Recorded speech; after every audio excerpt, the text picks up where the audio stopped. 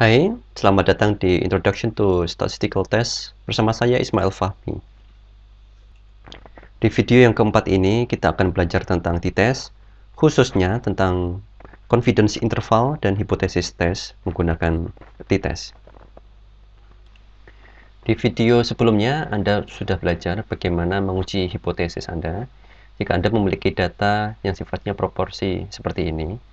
Misalnya Anda memiliki dua grup yang Anda bandingkan, dan masing-masing memiliki variabel tertentu, misalnya yes and no seperti ini, dan kemudian Anda bisa gambarkan dalam bentuk contingency table atau 2x2 table semacam ini. Anda sudah belajar bahwa Anda bisa menggunakan chi-square untuk menghitung nilai statistiknya, kemudian Anda menggunakan p-value untuk menentukan apakah hipotesis null atau alternatif hipotesis yang terpenuhi. Nah, sekarang bagaimana jika Anda memiliki data seperti ini? Misalnya data ada dua grup, yaitu grup male dan female. Di masing-masing grup dilakukan penelitian tentang misalnya sensitivitas mereka terhadap gangguan noise. Kemudian jumlah datanya cukup besar dan dari jumlah sampel cukup besar misalnya. Kemudian dari jumlah sampel yang besar ini Anda memiliki nilai rata-rata atau mean-nya ya, atau rata-rata di masing-masing grup ini. Ya. Kemudian bagaimana Anda membandingkan nilai statistik yang dan nilai statistik apa yang harus Anda gunakan, dan bagaimana Anda membandingkan nilai statistik itu terhadap suatu level tertentu sehingga Anda bisa menguji hipotesis Anda. Ya. Apakah hipotesis null atau hipotesis alternatif yang terpenuhi. Jika dalam video sebelumnya, ya, video ini, yang Anda uji adalah proporsi, ya, berapa porsi yang ada di masing-masing sel ini. Dengan proporsi yang ada di masing-masing sel ini, Anda bisa menghitung statistical value. Nah, di sini yang Anda uji adalah nilai rata-ratanya. Jadi Anda bandingkan nilai rata-rata. Mungkin Anda bertanya, jika Anda melakukan sebuah studi dan Anda sudah mendapatkan data, misalnya untuk masing-masing grup, misalnya untuk laki-laki dan perempuan seperti ini, kemudian Anda sudah mendapatkan rata-ratanya, apakah tidak cukup ya, dengan membandingkan nilai rata-rata mereka?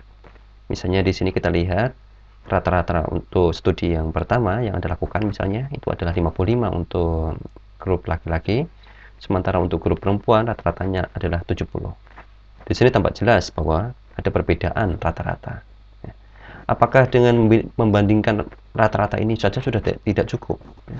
Kenapa kita harus melakukan suatu tes statistik untuk membandingkan kedua grup ini, apakah benar-benar berbeda atau sama? Nah, sekarang Anda lihat studi yang lain. Anda mendapatkan misalnya data semacam ini, rata-ratanya persis sama, di mana untuk yang perempuan juga 55, untuk laki-laki 55, dan untuk perempuan adalah 70, persis sama dengan studi yang pertama. Tapi ternyata Anda bisa lihat di sini distribusi datanya sangat berbeda. Nah, di sini ini dari gambar ini saja kita sudah bisa lihat bahwa kita tidak bisa membandingkan hanya dengan rata-rata saja. Kemudian kita bisa tahu bahwa kedua grup itu sama atau berbeda. Oke. Baik, untuk lebih jelasnya ya, tentang mengapa kita harus menggunakan tes statistik, kita lihat seperti ini. Oke, saya gambarkan kurva dalam bentuk garis sehingga nanti akan lebih jelas ya. Kemudian saya tutup grafiknya. Oke, kita kemudian mendapatkan dua kurva ini. Nah, sekarang coba kurva dari masing-masing grup ini kita gabungkan. Oke, sekarang di sini Anda lihat ya, untuk yang grup yang kedua, kurvanya saya taruh di atas sehingga beririsan. Demikian juga dengan grup yang kedua dari studi yang kedua. Oke, biar lebih jelas, untuk populasi yang kedua, yang grup kedua saya hapus sehingga kita hanya mendapatkan kurva yang beririsan seperti ini. Oke. Oke, di sini adalah ini grup A dan ini adalah grup B. Nah, saya sederhanakan seperti itu. Demikian juga untuk studi 2, ini adalah grup A dan ini adalah grup B. Oke, sekarang kita ingat kembali kepada tujuan kita semula, yaitu kita ingin membandingkan apakah grup A sama dengan grup B, ya, ataukah sebetulnya grup A berbeda dengan grup B. Nah, untuk mengetahui kesamaan ini, kita lihat bagian dari kurva yang beririsan. Nah, dari sini ini dari irisan ini kita bisa lihat berapa luas, ya, berapa bagian dari grup A yang sama dengan grup B. Ya. Oke, sekarang kita tandai area ini, ya.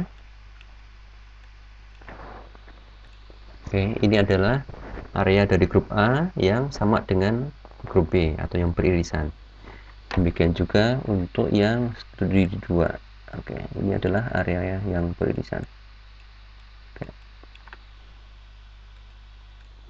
Oke, mungkin Anda bertanya sekali lagi, ya, kenapa untuk mengetahui apakah grup A sama dengan grup B kita harus melihat area yang beririsan?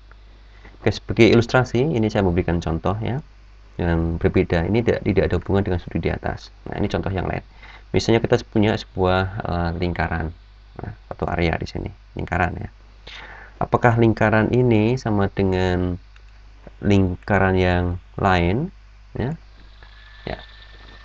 Jika kedua lingkaran ini, ya, menunjukkan suatu posisi yang berbeda sama sekali, maka kita bisa katakan bahwa lingkaran kiri dan kanan adalah berbeda. Nah, bagaimana jika lingkaran yang kedua ini tepat beririsan? Nah, seperti ini. Tepat beririsan dengan lingkaran yang pertama. Nah, semacam ini. Nah, tentunya kita bisa bilang bahwa kedua lingkaran ini sama, sangat sama atau mungkin sama persis. Pada hari ini perbedaannya sangat sedikit, ya, karena area yang tidak beririsan sangat sedikit. Nah, ini bisa kita katakan sama atau hampir sama karena memang irisan dari kedua lingkaran itu adalah hampir sangat besar. Nah, untuk contoh kurva yang kita miliki ini, ya, kita bisa lihat dari irisan ini, karena tentunya dari dua grup yang kita pelajari ini tidak sama persis, mungkin katakan, sehingga irisannya adalah sedikit seperti ini. Nah, oke, sekarang Anda bandingkan antara studi 1 dengan studi 2. Ternyata untuk rata-rata yang sama, grup A dan grup B memiliki perbedaan, ya, rata-rata yang sama persis untuk studi 1 dan studi 2 seperti ini. Dan ternyata luas area yang beririsan dari kedua kurva adalah berbeda, ya. Untuk studi 1, luas area yang beririsan itu lebih besar dibandingkan dengan studi 2. Nah, kalau kita lihat ilustrasi lingkaran ini, kita bisa katakan bahwa untuk studi 1, kita bisa katakan bahwa sebetulnya grup A itu mirip dengan grup B. Bisa dikatakan mungkin hampir sama dengan grup B, ya. Jadi tingkat perbedaannya itu perbedaannya lebih kecil atau kesamaannya lebih besar, ya.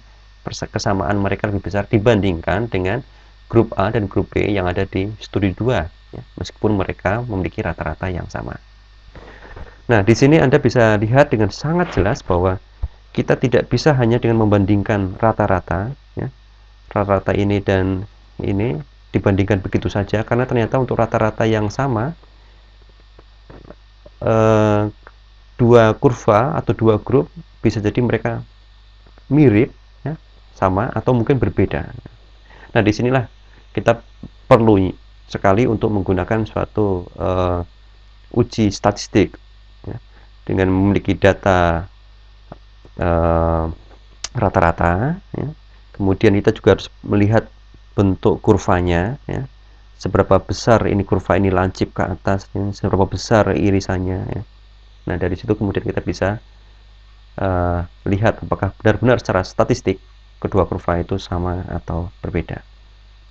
Oke, jadi dari gambar seperti ini, ya, kita bisa lihat selain rata-rata, faktor lain yang menentukan adalah sebaran, ya. Dari dua studi ini kita bisa lihat bahwa studi 1 data itu lebih menyebar, terjadi banyak variasi, ya, variasi datanya itu lebih besar dibanding dengan studi 2. Kita bisa lihat data yang ada di sebelah kiri, misalnya untuk grup A, di sebelah kiri rata-rata dan sebelah kanan rata-rata itu jauh lebih banyak ya dibanding dengan data ya yang berada di studi 2 untuk grup A ya. Ini lebih sedikit. Nah, sekarang bagaimana kita memformulasikan sebaran ini? Disinilah kita akan menggunakan yang namanya standar deviasi. Nah, berikutnya kita akan lebih jauh ya mempelajari apa itu standar deviasi, sehingga kita bisa paham apa ya yang dimaksud dengan standar deviasi ini dan bagaimana menghitungnya dan mengapa itu menjadi sangat penting dalam uji statistik kita.